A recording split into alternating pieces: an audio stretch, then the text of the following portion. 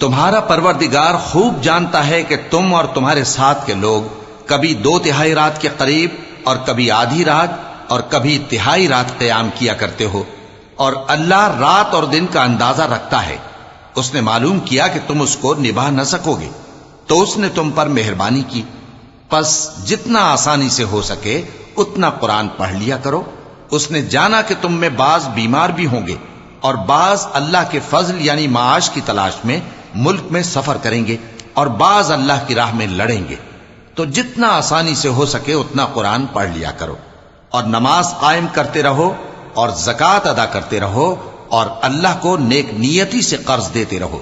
اور جو عمل نیک تم اپنے لیے آگے بھیجو گے اس کو اللہ کے ہاں بہتر اور صلے میں بہت عظیم پاؤ گے،